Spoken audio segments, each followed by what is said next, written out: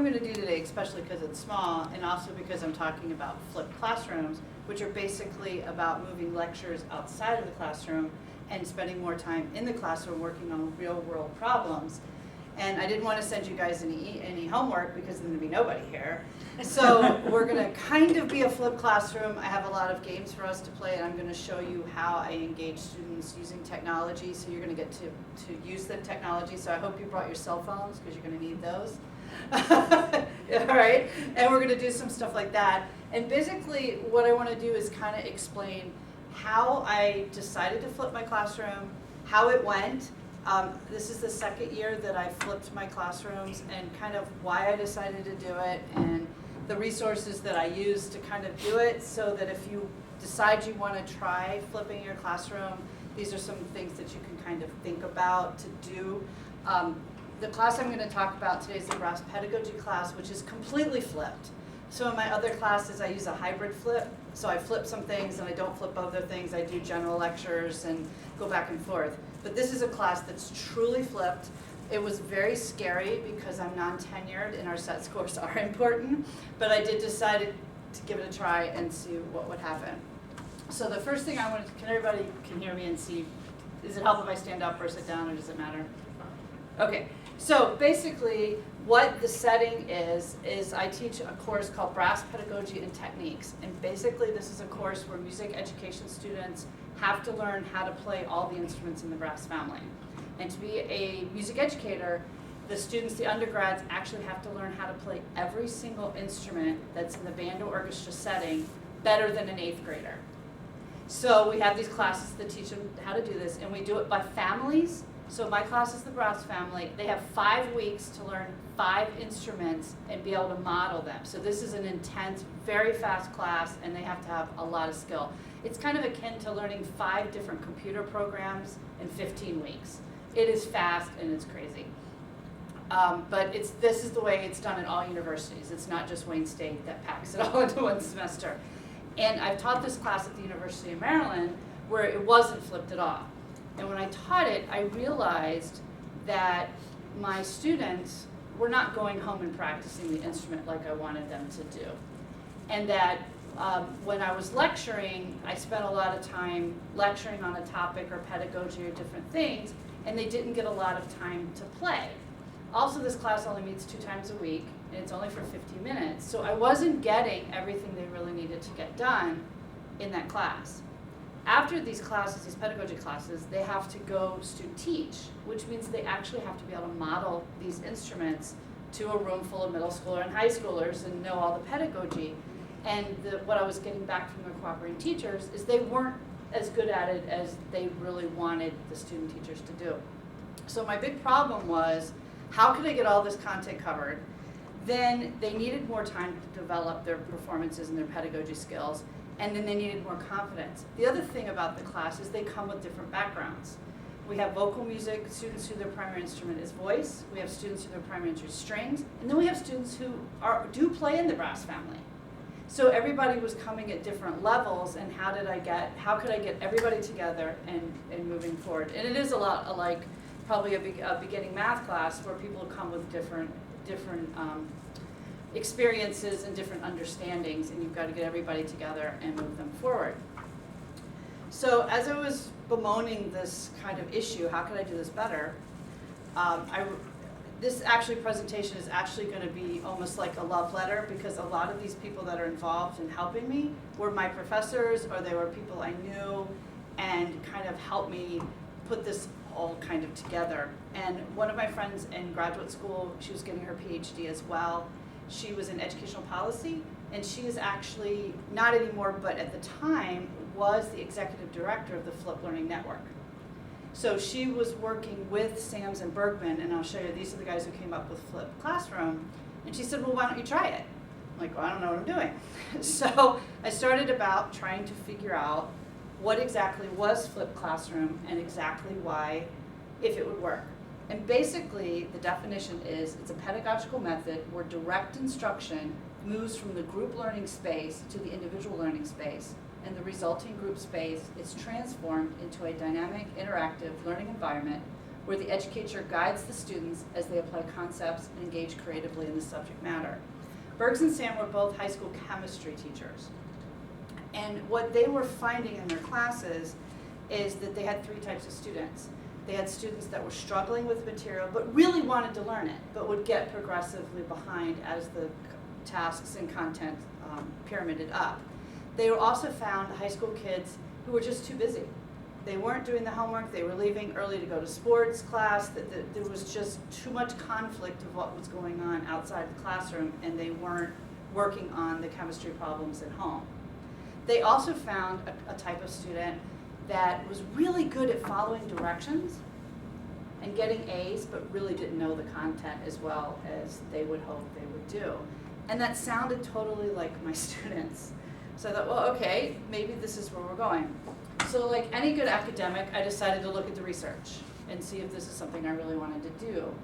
And there have been several studies in flipped learning, and they've found that there's a big increase in doing this, especially in K through 12 and in high school, and especially in the sciences. But they did find that 27% of the respondents were in higher education, which really intrigued me. So higher ed is actually doing some of this. And they also found that the students did prefer to read the videos, watch the videos rather than listening to a lecture. They also found that they learned the material better and that they felt more connected to their teachers and peers. So I decided, let's give it a try and see if this can solve my problems. So the first thing I did is I read the Flipped Classroom book. It's a great book. It's only 112 pages. It's a very easy read. I think I read it in a couple hours. Very user-friendly, and it basically discusses ways to do this and what it exactly means. It has the first couple chapters, and this is their second book that they came out, and you can pass around and look at it, but the first one's only this big, and I think it was less than $50, but it really explained everything, so you guys can kind of pass that around. Basically, what this did in the first couple chapters is it really explained how they came across redesigning their chemistry class and some of the pitfalls and things that didn't work and things that did work. And basically what they started out doing was recording the lectures that they were giving in chemistry class using a computer program. There's several out there that are really cheap to do. Camtasia is the cheapest one, and the Office of Teaching and Learning actually owns it, and you can go and use it completely for free. And what it does is you put up a PowerPoint and you give your lecture, and it captures the screen and your voice talking. Some people will put their little heads down below and different things like that. For me, I have not made any of my own videos because there's been so many amazing open source videos, and I haven't had to do my own lectures, though that's something I would really like to start adding, because we were able to do that. The second part of the book, which really resonated with me, is this idea of mastery versus performance goal orientation. And if you have a student that has a mastery orientation, they're really focused on how am I learning it, am I going to be able to do this? They're very extrinsically motivated. They might say, you know, I really need to practice my instrument because in the future I really want to be able to teach this well. So they do that. A student who's really performance oriented, and we see those in our classes as well, they want the A. They don't want to be embarrassed by their friends. They just want to kind of do what they need to do to make sure you like them, and they've got the A, and then 2 or 3 years later they don't remember a word you've said. So they talk about in the book about how to use asynchronous learning, which is learning in environments at different times. So putting up a video and having students look at it and know this information before they come to class. And they use all sorts of web tools. You can also text your students using Remind 101. I don't know if you're familiar with that program, but it's a program that you can get on your phone that you can text things to your students, but they do not get your text number. They cannot access you, and they can't respond back. But it's basically a way to kind of tweet out, hey, class is tomorrow, I want you to think about X. Or what happened to me is Ariana Grande put out a video where she plays the trumpet completely wrong. So I tweeted out to them, I said, Go watch these 10 seconds of this video, and extra credit if you can tell me, as her middle school band director, what would you tell her to do better? And I got great answers. So there were great pedagogical answers. There was also, she shouldn't wear that outfit. So we had a really great discussion on what she was actually doing wrong, and it's clear she's faking it, and what we would actually have a middle schooler do. The rest of the book, this last couple chapters of the book, talks about frequently asked questions, places that they had problems, things they learned from doing it. One of the great things about flipped classroom is the personalization of instruction. Typically what I do is whatever assignments they have, they're all due at 7 a.m. My class is an 8:30 a.m. class. I will get on the computer, look at their answers to different kinds of guided readings, and then tailor my lecture at 8:30 to what kind of misconceptions and problems they have. I can also design new videos for them to watch if they're having some problems. One of the biggest issues that they had this year and last year is understanding what's called the overtone series. And brass instruments are based on crossing the overtone series with your lips, because we only have 3 valves, and it's how to go higher and lower. And this concept is very foreign to people who've never played a brass instrument. So what I was able to do is we worked on the concept in class. I gave kind of a mini lecture. However, they just really weren't getting it. So what I was able to do is go into this program called Ed Puzzle, which is fantastic, because the first time I flipped my class, I would ask them to watch a video, and I don't think they really did. I would have them do some guided questions, and they weren't real deep. But this program allows you to see how much they've watched the video and how many times. So if we go, I'm going to show you a video in a second, but if I go over to progress, here's all the students that are in my class, and I can see, let's take Miles. Miles watched the video. He watched it 1 time each for each one of the questions, and then he answered the questions, and then I can go in and grade them, and then I just transfer the grades to Blackboard. And I can see what his answers are, and then if I need to tailor my lecture and go back and fix the misconceptions. So let me show you what's great about this video is this program will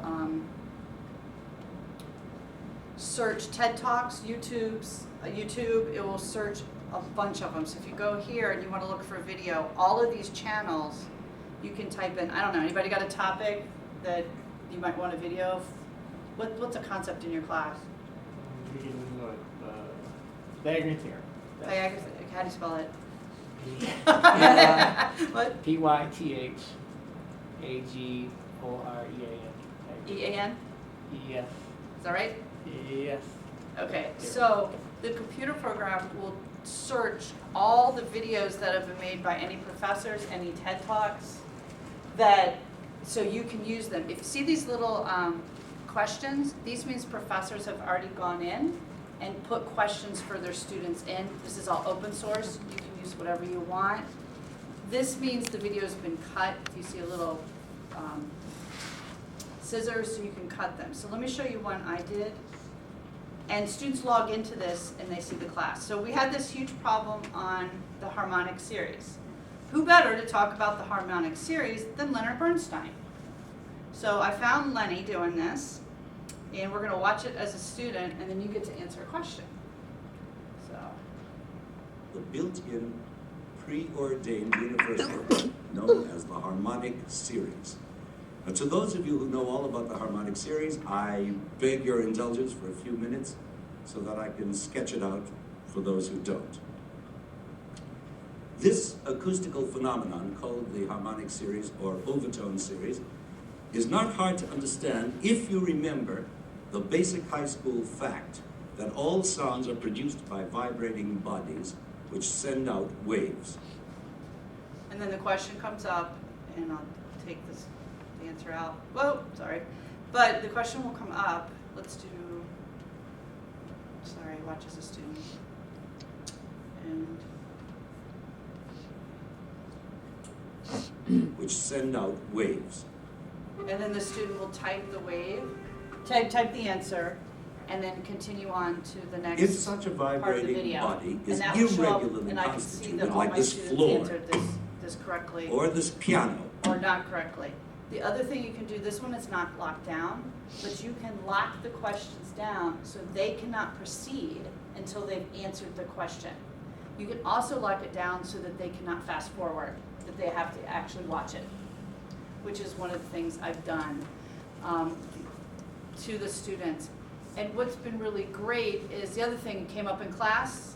We had a bunch of French horns, and somebody said, "How do I oil my valves?" So I was like, let me show you how to do it. Then I went back to my office at 9:30, found a great video on how to oil the valves, put it up, said for everybody who didn't quite follow what we were talking about in class, here's a video to watch, and put some questions in it to make sure that they watch the videos. So it's a pretty fun system.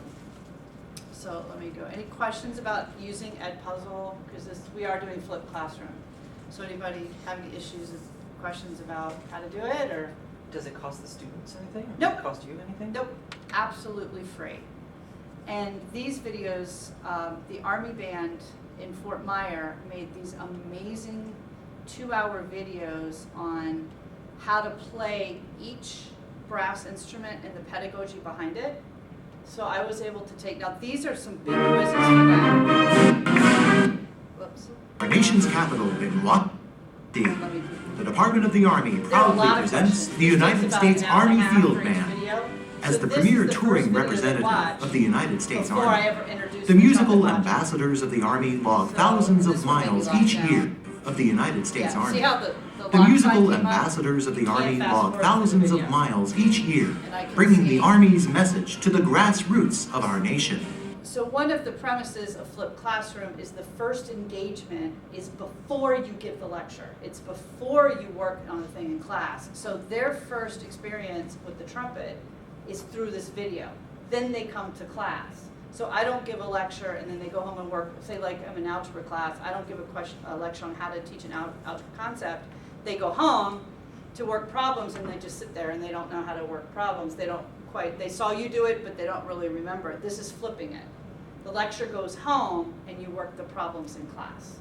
So for us in Brass Pedagogy, the problem is how to teach. So there are 15 students all learning the instruments and we critique each other. So one person will play something and I'll be like, okay, what do you see about how they're holding the instrument or how they're playing that they should fix? So it's real world teaching experience with their peers. And they'll be like, this is this, yeah.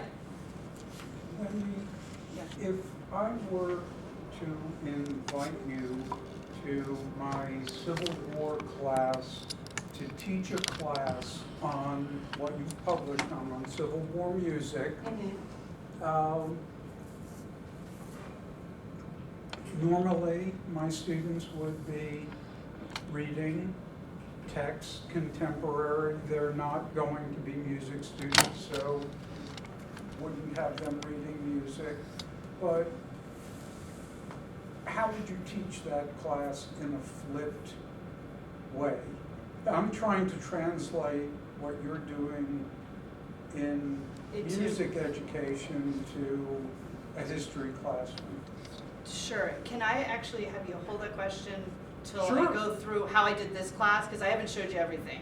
And I think it will really relate. Oh, I'm sorry. Yeah, because we actually have a real textbook this is just part of what I do. Oh. So let me show you the rest, and then we can talk about it, because I got some ideas. But let me show you. So this is one Sure. way that I engage them with it. So let's go back to, so this is kind of the personalization of instruction. Let's keep going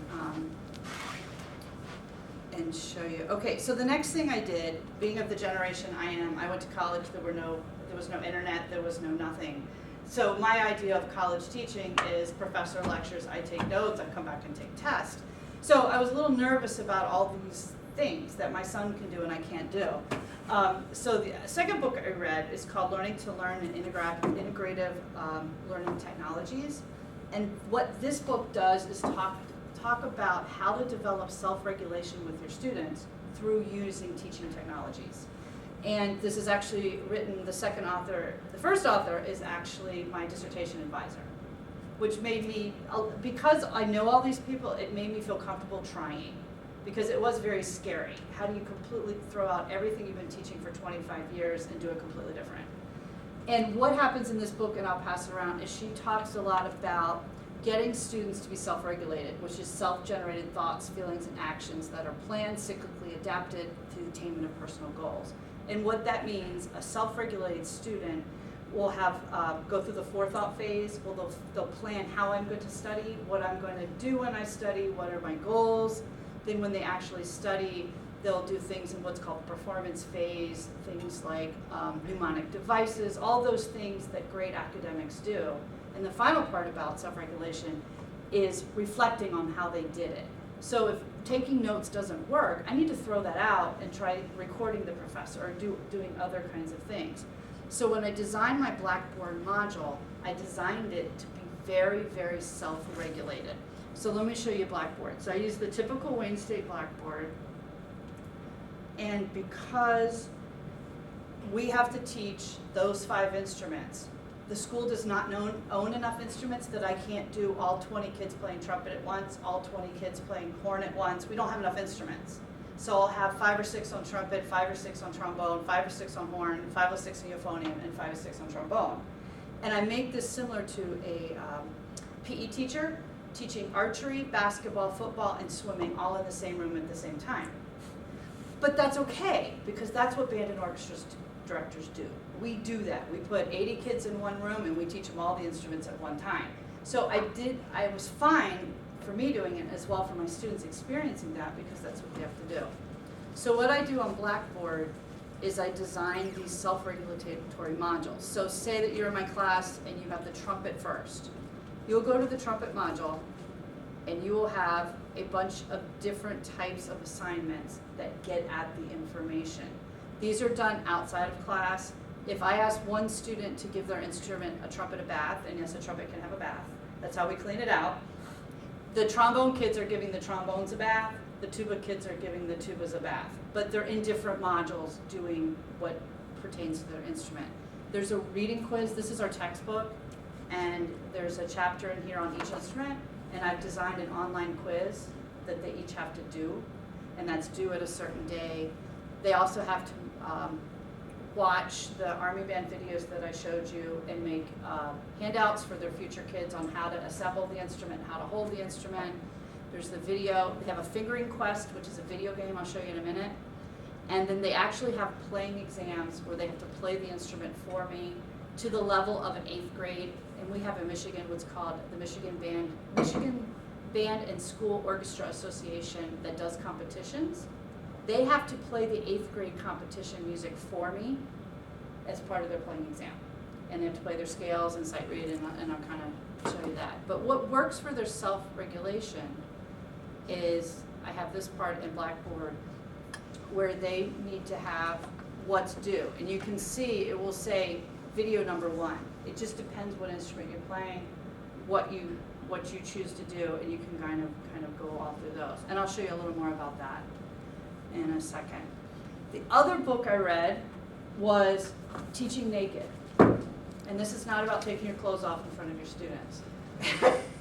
And this is by Jose Bowen, who was my boss when I taught at Georgetown University. He's a jazz pianist, and he's now the president of Goucher College in Baltimore. And his point was, meet students in technology but out of the classroom. The only way colleges are going to survive and be relevant is to maximize what we're doing right here, the face-to-face, brick-and-mortar thing, and to move technology completely out of the classroom and don't use it in your classroom, but use it for engagement outside of the classroom. So it's a really, really interesting book. One of the things that he talked about also is reaching millennials where they already are, which is where they're comfortable with technology. So there's 2 things I do with my students. So do you guys want to play a game, or do you want me to show you a game? You guys want to play a game? All right, get your phones out. This is one way to, I use this with my syllabus because I don't want to waste the first class going over my syllabus. So they hate me, but I email my syllabus to them before the first class and tell them there will be a quiz on the actual syllabus, and I use Kahoot to do it. So let's play some Kahoot. You guys got your phone? Yay, all right. So I have a flipped classroom quiz for you guys. So what you're gonna do is, you are going to go to kahoot.it. Let me make sure that's exactly right. Yes. It has weird music. Okay, we won't use the music. But take your phone and go to kahoot.it and then put in the game pen. And it should bring you into the game. Let's see. So everybody got the pin number? Not yet. Not yet. I'm a slow sleeper. Josh is in. So you see Josh? I win. Josh is in the game. And I need to turn my phone off. And then Rue is in, Jen is in. Anybody else trying to get in? It asked me for my password for Wayne State Secure. Oh, you're trying to get on the Wayne State Secure. Yeah. Josh is in.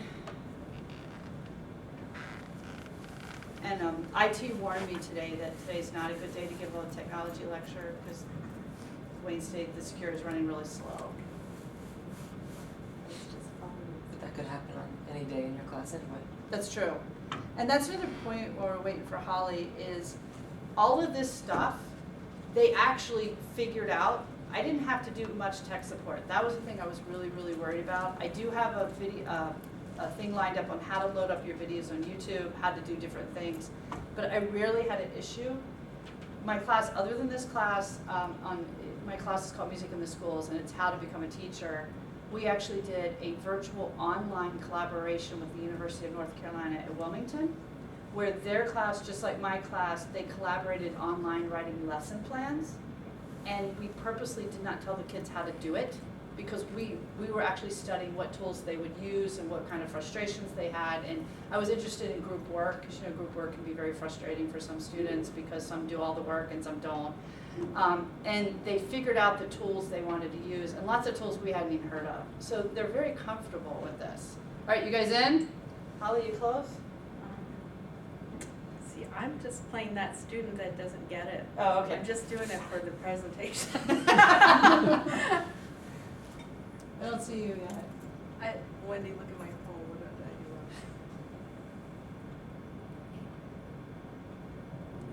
do? Oh, I think you spelled Kahoot wrong.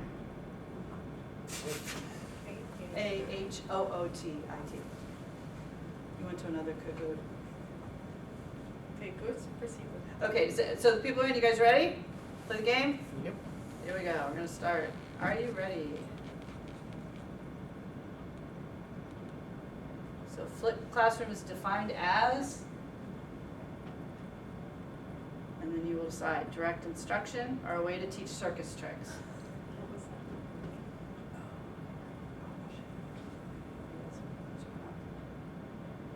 Is everybody in yet?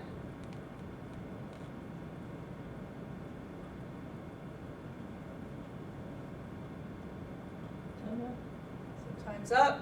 So 5 of you got it right, and some of you didn't. Did you get in?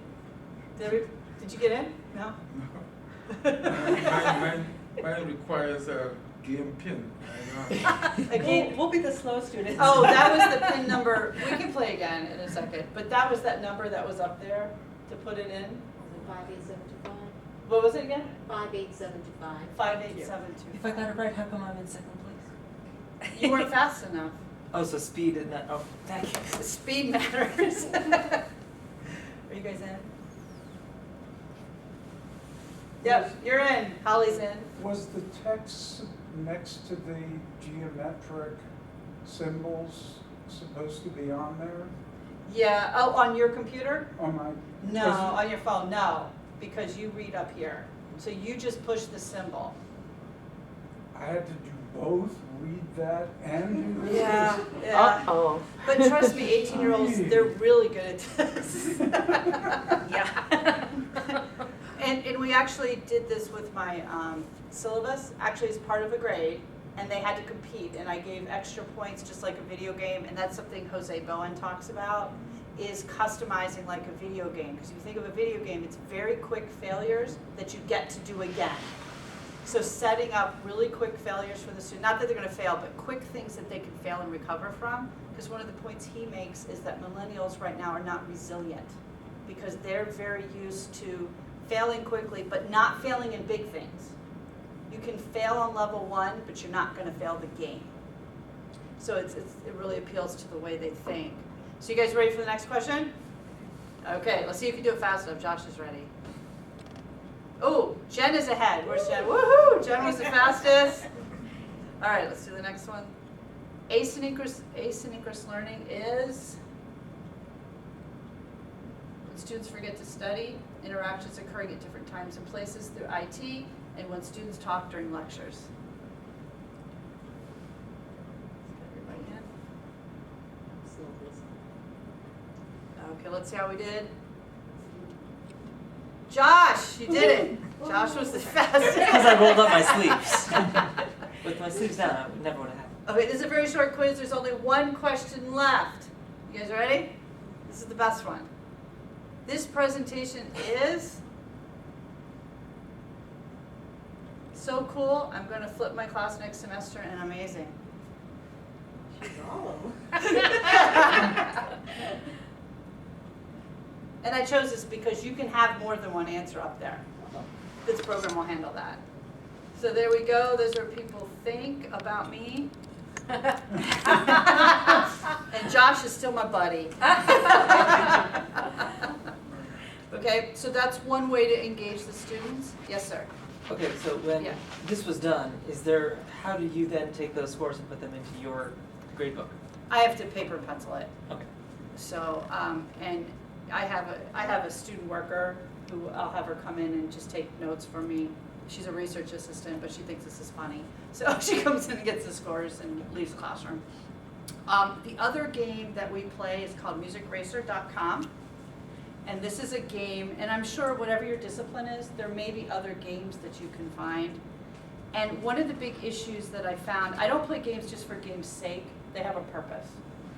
The big issue that I found with students is they don't learn the fingerings to the instruments. And that is incredibly important for a music educator because you've got the 86th graders in the room, you're working on a piece, you need to be cut off and say trumpets, second valve, trombones, fourth position, clarinets like this, because if you take too much time on the podium to talk to every student, chaos ensues in 6th grade. So you have to be really, really quick. And one of the things I found is they didn't learn the fingerings as fast as I wanted them to learn. So I found this game where you can practice your fingerings, and this is actually used, we'll do trumpet because I'm a trumpet player. This is actually used in a lot of middle schools. So going back to Bowen's idea about different levels of mastery and achievement, I have in my syllabus where you can be, you do not have to get an A on this unless you want to. And we're talking about extrinsic motivation. They actually wanted to start beating each other and got motivated. But I have in here, you can get a C and be a youngling if you do level A. You can be a Padawan learner if you go up to level B. You can go up to level C, and then there's extra credit. So it's exactly like we would be playing Mario Kart or whatever. And they got incredibly competitive with each other because I told them to put up Happy Times Middle School in the scoreboard. They started putting Wayne State University. So you go on this website, and it's just, I wish it hadn't rolled over, but it rolls over January 1st all around the nation. But it was like Wayne State University and then, Dearborn Middle School. And they were trying to beat each other with scores. But the other cool thing is, if the instrument was really frustrating to them, they could say, well, I'm just going to stop at a C, and I'm okay. And some of the students decided a C was good enough. And one of the things I learned from a dear friend of mine who has 12 children, he said the key to good parenting is always set the bar closer than you really want the kids to do. And what he meant was, if you don't want your children to see an X-rated movie, tell them they can't go to an R, because you'll know they'll sneak into the R, but they'll never go to the X. So for me, I set my bar is if they truly just got to level A, they were still going to be very effective in the classroom. And then I set the bars higher, and they love going to it. So do you guys want to play the game? I have to play over here. But, so anybody know the fingering to a D for trumpet? Okay, I'll do them. Okay, but this is what they have to know. These are the valves that you push down when you're playing the notes. And the students have to be able to do this. And I can't do it and talk at the same time. And congratulations, and then you can get on the top 50 list. And what the grade was, they had to take a screenshot of however they achieved and send it to me in Blackboard. So the screenshot shows up in Blackboard, and then I'm able to give them a hand grade. So that was another way that I had them engage, leveraging technology. Now, to answer your question, tell me your name. Mark, Mark, to answer Mark's question, this is what happens in the classroom. Because we talked about all the things I have them do outside the classroom. Now the important thing is, what do they actually do inside the classroom? So their first experience would be watching the Army Band video and answering questions, or they had to read a chapter in here, which I designed a quiz. So we're talking about the first day of class, first day of the semester, they all have their instruments. They had by 7 a.m. to do the book with answering the questions. I pull up all the answers to the questions through Blackboard, go through each person's question. I would write notes. So Sally had trouble with this, John had trouble with this, Pete was completely confused on this, and do a task analysis and figure out what's going on. So we get to class, the first thing we do is a warm-up where we breathe and get ready to play the instruments. Then the big issue in that class as well is what's called endurance. On a brass instrument, if you don't have the muscles ready, you cannot play that instrument for an hour. You can't last that long. So we'd warm up, and then I'd say, basically what I read last night from your questions, we had X question about this. Let's have a class discussion about the harmonic series, or this fingering or that fingering. Then we would have our method book, which has tunes to play. We'd play some tunes. As soon as they started getting tired, we would triage other students' teaching. We would basically do what a math professor would do, or you would do as a discussion in a history class, assuming that they do all the reading. So we're putting it in real life, and having group class discussions. And I would guide the discussion based on what they didn't know, or reinforce what they did. Now, one of the things I really found is you've got to get them to buy in to this flipped learning, because it's very dangerous for them, because they now have the responsibility for learning that we have assumed as professors, and it makes them very nervous. They feel like you're not teaching. And so one of the big things that I had to do is say, so I read on so-and-so's that they had this question. Depending on the student, I might say the name of the student. You know, Sally had trouble on this, let's work this out. And that takes time to have a relationship with the class. I spent a lot of time talking about mistakes are good, mistakes are about learning. You know, if we have a mistake, it's okay. So you have to set that kind of group cohesion up. And I'd say, so John, I saw that you said harmonic series was this. Could you tell us, that's correct, could you tell us why? Knowing that 6 of them didn't get it. And then, you know, like we all do as professors, getting the students to start talking to each other and really learning about what they're doing and making connections. And we used a lot of case studies. One of the assignments that I did is they had to go find a friend and bring them to class and teach them how to start the instrument in 10 minutes. So all 15 students brought a friend. It took 3 class periods to do. But what was brilliant about it is when we debriefed, you saw 15 beginners make 15 beginning mistakes that they're actually going to see when they teach true middle school. So it was a way to reinforce that information again. And then they said, oh, well, I saw this, and you solved it this way, and you solved it this way. Then they had to take their student. Could be anybody. Actually, the chair of our department was one student for one. So it went, the range of all kinds of students showed up. Then they would go in a practice room and teach a follow-up lesson, which they videotaped and then sent to me. They loaded it up on YouTube, sent me the link, and then I could grade the next step in my pajamas. And it was awesome because I'd be going through these videos Sunday morning, and my daughter is a very fine young musician, and she's like, what is that? And then she started going, that one gets a C, that one gets a B. But I could type in feedback, so they were getting a lot of feedback from me outside of class on what to change and what to do. So that was so we had big summative assessment, that was the teaching thing. The other one was the playing one. The first 2, they had 5 instruments. The first 2 playing exams, they came into my office individually by themselves. played their instrument, and I gave them feedback. I had a rubrics, so they walked out with the rubrics, they walked out. Basically, they got a private lesson. The next two, they had to videotape on their phones and send to me via Blackboard. And that worked out really well because they also got a lot of feedback from me. Because one of the issues I found with this class, when I wasn't teaching flipped, is I would have to cancel class and listen to all these individual exams. So that was 3 days of class that I didn't teach because I needed to see each student individually to hear how they played. So this again leveraged me in class. They got more of me, and they got more classes, and they got more content, and we did a lot more content. The other thing I had them do was, when you're a teacher, one of our teaching standards for the state of Michigan is technology, using technology in the class. So I had each one of the students create a website that they would use in their future school that had everything that we talked about in class. So trumpet, so they were looking at if this is what a parent would need, so they created these websites, and this is an actual student's website, and they had a rubrics of specific things that had to be in the website, and they can take this to their future jobs and be able to use. And again, they had no problems doing this, and they became very creative. I had them create themselves as a future band director, so they took pictures of each other and made it professional. So they're ready to go. So when they get to school, 4 or 5 years now, when they're actually in the classroom, they just change it to the school that they're at, and they have this amazing website that their middle school students can use and utilize. And one of the things in my class that I really believe in is getting the material is in many different ways as possible. So you see, we've worked on the fingerings in a lot of different ways. We've worked on the playing in a lot of different ways. We've worked on the teaching.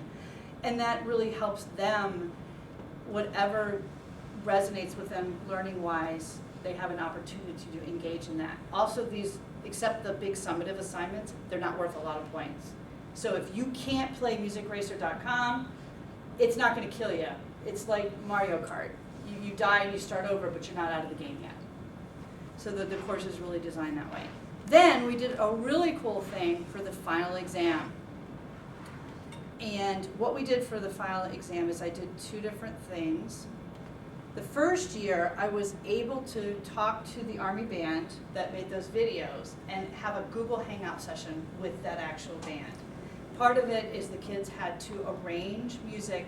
I put them in groups of 5, brass quintets. They had to arrange the music, and it could be a pop song from Miley Cyrus to a folk tune, arrange it, and they had to perform it for each other, pick the best one, and then they played it live to the Army band that was down in DC, and they got critiques back. And what was fantastic about it, it scared them to death. Because this was live Google Hangout, anybody in the world could tweet in, people tweet in it and make it comments. I've never seen students practice so much in their lives, which was perfect. And that was the goal, is to get them to play more. So I want to show you the actual Google, just a couple minutes of the actual Google Hangout that we did. So. That are going to help you guys with your brass So these are the guys pedagogy at and DC. arranging techniques. I heard that you guys have been studying these secondary this live. instruments for only 1 semester, is that right? Yes. And that's Yeah, okay, great. Well, that's gonna be, look, we've all been there, and it's gonna be, we're really excited. So why don't we get started with the chamber brass playing a short piece by Handel. So, and then they played for the kids, and then we'll move Originally forward. from Oconomowoc, Wisconsin. And then my kids. Good were morning, asking everyone. questions. I'm Sergeant First Class Todd Sterniolo. I'm originally from Hagerstown, Maryland. I play the trombone in the concert band, and I've been here in the band for about 11 years now. See if we can move forward. Maybe that you might want to try is you do have the tuba up in the higher register, which. So know their the instrument really arrangements- well, you'd know, oh, that's really hard to do. Maybe got I should critiqued by either these take professional that down the musicians, octave or fax put it in the a different part arrangements. So they or critiqued them, and now understand they're talking just back to them. the intricacies of the instrument. So those are a couple things I'd say about the piece. Other than that, I love listening to it and playing it. Thank you so much for sending it in, and I'll pass it along to our tuba player, Sergeant Nelson. Thank you. Where they actually played. Our students actually played for them. So they did going in and out. But these were the actual arrangements that they made. So, how do I stop it? There we go. This year we weren't able to do that because they were on the road. So this year we did what was called Method Madness Recital, and we played a recital for the whole music student body. And that also made them practice because they were now playing for their peers. And we went to what is called Tuba Christmas, which is an event that's held in Detroit to honor a famous tuba player. And you can see us over there. And it's basically all tuba and euphonium players in Detroit get together. We rehearse for 2 hours and then we put on a concert. And this was done at Central Michigan. So by the end of a semester, they were able to publicly perform their instruments. And I really attribute that to the flipped classroom because we had way more time to practice. We still got everything we needed accomplished, and actually more. I really found out we got more done. So there's some benefits, and then I'll tell you some negatives. Like I said before, a lot more information was covered. The students really liked doing, and they saw a direct context from what we were doing in class to what would be happening in their professional careers. They played for most of the duration of class. One person put in their set score evaluation of the class that I busted their chops, meaning I made them play so much their face hurt, which was good, I thought. They also had a lot more confidence. They were also better able to manage their time. I saw a big increase in students who actually did the homework and actually managed. Some students, I had a rule that you could not go, you could do anything in the module you wanted to do for the 3 weeks, you could do it the first day. But you couldn't go to the next module until you were actually holding that instrument to go on. Music majors have a lot of performances that they have to do here at the university, and one of the benefits that they told me is if they knew a concert was coming up that night and they couldn't do any homework, they could do it 2 or 3 days ahead, 4 or 5 days ahead. So it really helped them self-regulate their time. It also enabled me to connect with them more. Since I wasn't doing a lecture there as much, I was doing, I call them vignettes. I was doing 2, 3, 5-minute lectures real quick.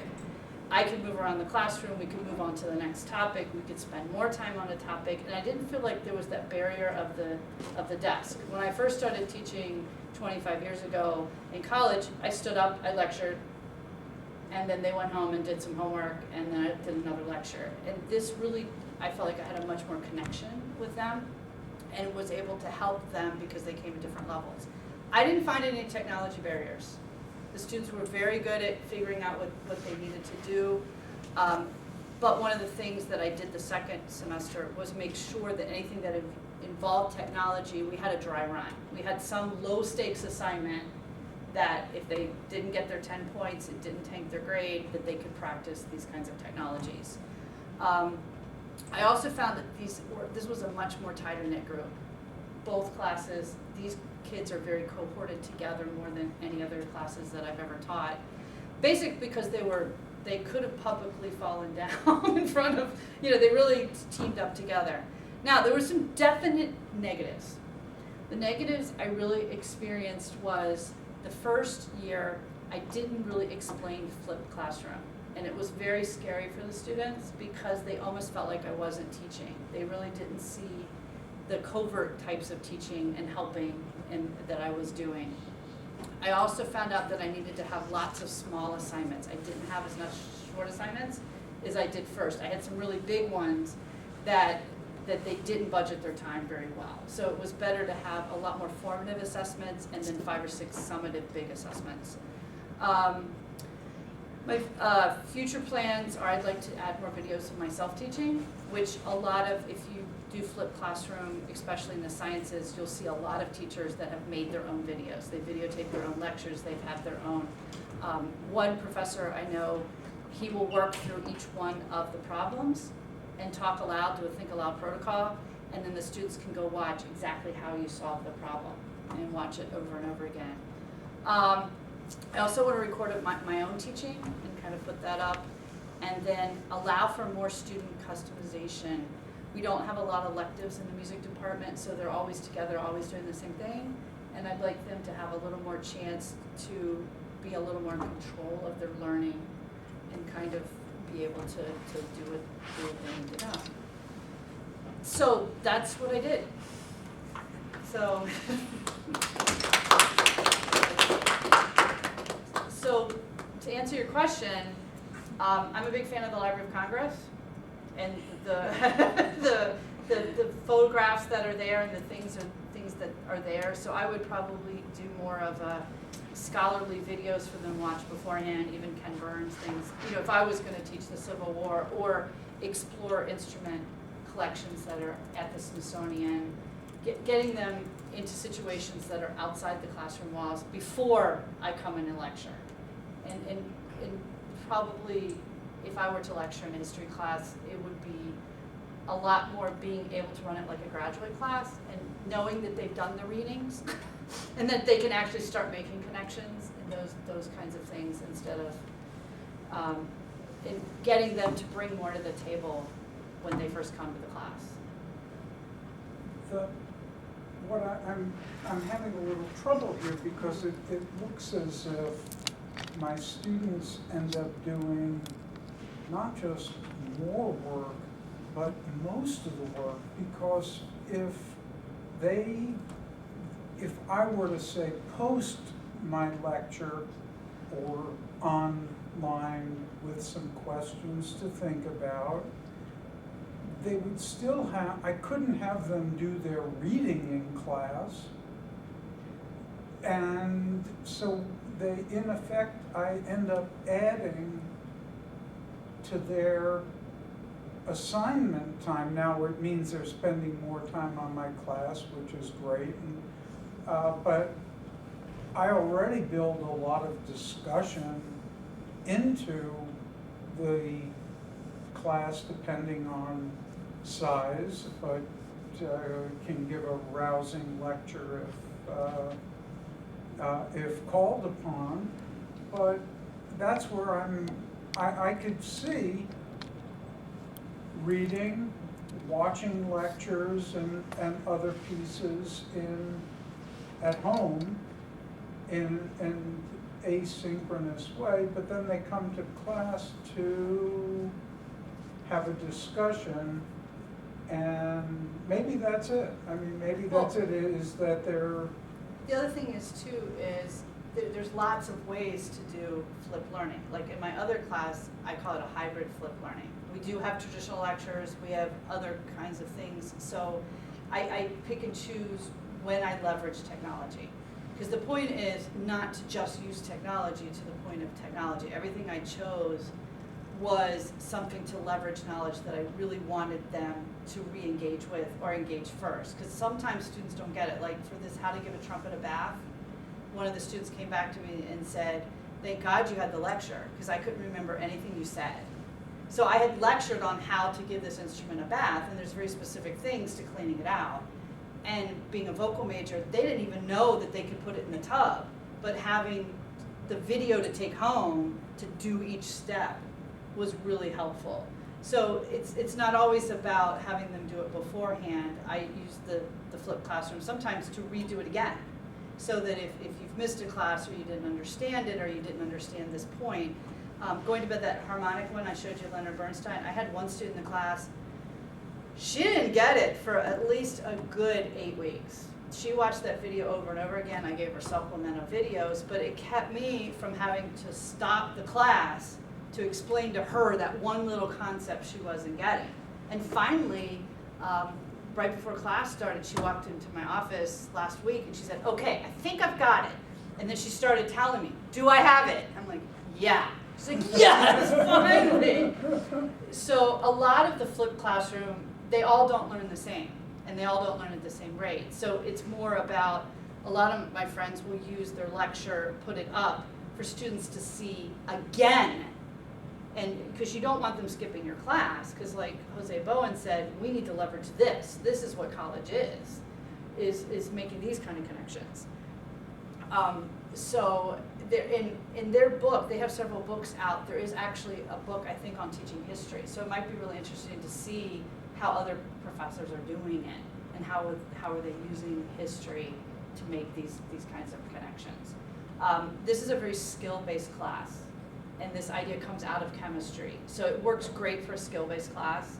My other class isn't a skill-based, because it's more about context and how do you teach and in different contexts. So it's not completely flipped at all.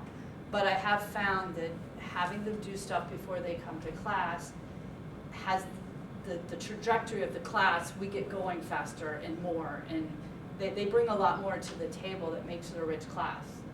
They're not happy the first couple weeks because they do have that reaction. They're like, well, why are we paying you? You're not teaching. And then at the end, they realize, I just learned way more than I ever would have done. And then they get angry now. They don't want to go to lecture classes anymore. Oh, it's a lecture, I don't want to go. And that, the Flipped Learning Network is actually finding that that's happening. There are high schools that are completely flipped. So kids are going to be coming to college in the next 5 to 10 years, only having been taught this way. And then they get to college and they're like, well, why isn't it still flipped? So I don't know, if it's the answer for everybody, but in that class, it made a huge difference to do this. So, yes. Could you make your PowerPoint available? Sure. Through the Humanities website or what? I don't know, or you can email me. The other thing is I wrote it all up for a journal. Oh. So I have a whole article that just goes through the whole thing. Just to kind of, and there are negatives. There are, I used to teach at a community college where there were students that were from all generations. And I think this would probably be very frustrating for some of my senior citizens. This way of learning would probably not have been, I don't know if I would have done it in the community college at the time. But it'd be worth trying. Yeah, I was thinking about a gen ed course that I teach that has a pretty wide age range. Mm-hmm. And students who have trouble just checking their email in that class, that this would be a real challenge for them, and to some degree they wouldn't be able to take the class. Right. Whereas the students within the major, who tend to be in that 18 to 24-ish age range, and you ask them to put their cell phone away, and to them putting it away just means putting it on the desk. Right. Not off, but just on the desk. Might actually feel. Now, the girl who was having trouble with the harmonic series, she is come back to college, so she's probably in her 50s, would be my guess. Okay. But she liked it because she was struggling with just getting back to college and being able to take these lectures home and re-access us and look at them over and over again. It made a huge difference for her. Because, she actually didn't like my class. I don't know if I'm still taking separate. The first 2 weeks was she didn't like it. She'll say now, I hated it in the first 2 weeks, but this is awesome now. But part of it was a little bit of a barrier to doing that, but she figured it out. So, and I do have a whole handout on how to load up a video on YouTube to make sure that they can actually do it. So, I don't know, I would be interested to see if what is being done in history classes and if it would work. So, and there was a whole conference at Michigan State on this that I went to last summer, and there were lots of different professions, concentrations, majors there, and people were pretty excited about it. So there were not many artists because they put all the teachers together to share ideas, and we were in the other room. You were the other. We were the others, and they had to split the mount people. They had 4 mount rooms. Thank you very much. All right, thank you.